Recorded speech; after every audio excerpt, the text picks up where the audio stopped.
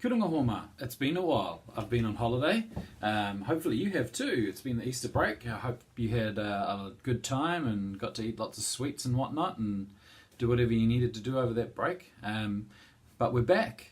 And today's a bit of a different video to what we normally do. Normally what we do is we do science experiments, or I show you some stuff out in the wild, or we make something together.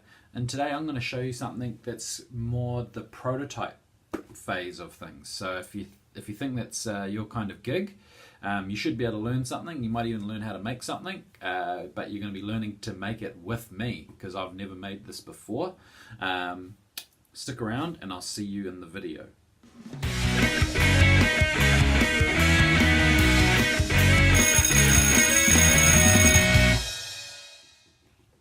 So every time I do a video, I do a prototype. I make a few things first to see what the difficulties will be. Sometimes things like the rocket car, the idea is really clear in my mind and I'll just smash it out and you're along for the ride.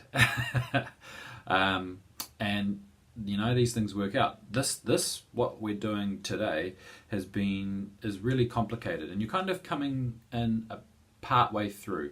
And so what we're doing at the moment is we're making a spectacle helmet. Now, spectacle helmets were very, very popular during the early Middle Ages, particularly with the Viking culture.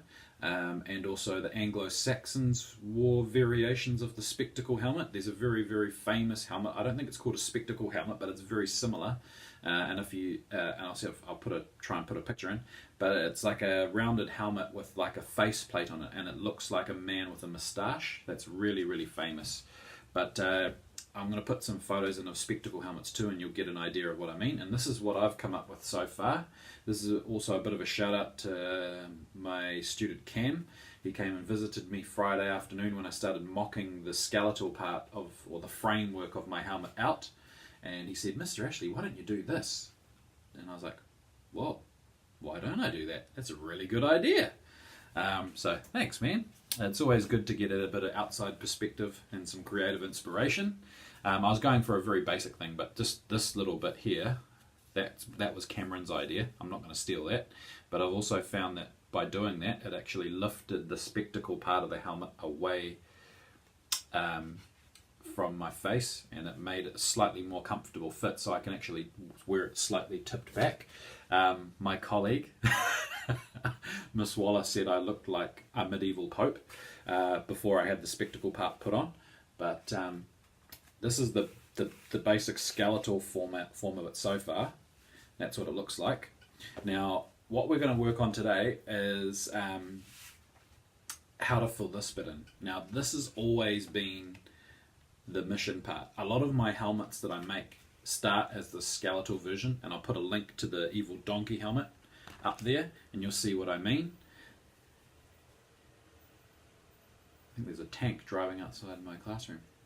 Some boys playing with remote control cars. Just grab my Evil Donkey helmet. So you can see the Evil Donkey helmet here. There's the skeletal ridge, and then I cheated to fold it all in using just duct tape or cloth tape, gaffer tape, whatever you want to call it. And this is a really cool helmet, but I want to try and do a better job. I want to go a little bit more real with the spectacle helmet. So you can see with the Evil Donkey helmet, it's quite a nice fit. And if you're playing cardboard wars, it'd really work.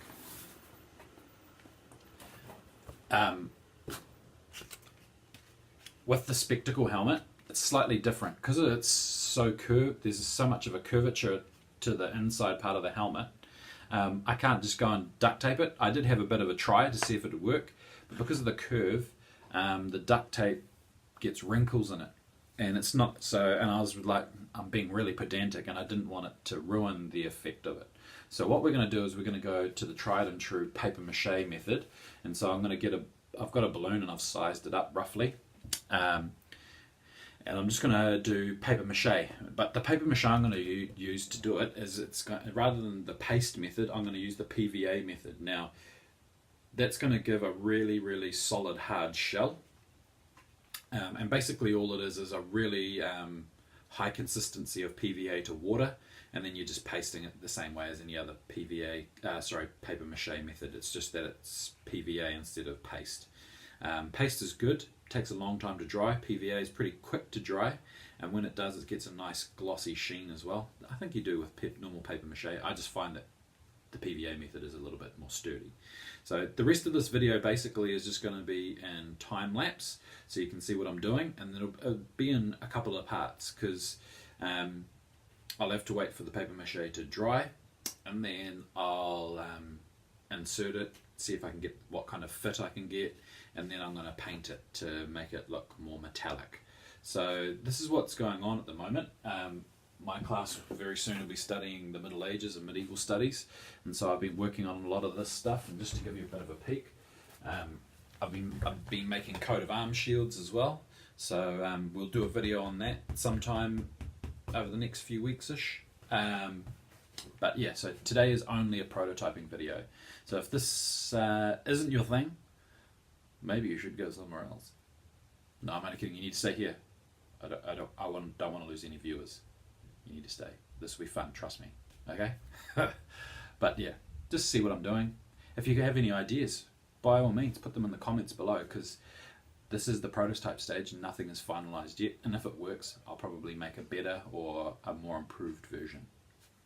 For now, ka kite, stick around, watch the video, and I'll see you in part 2.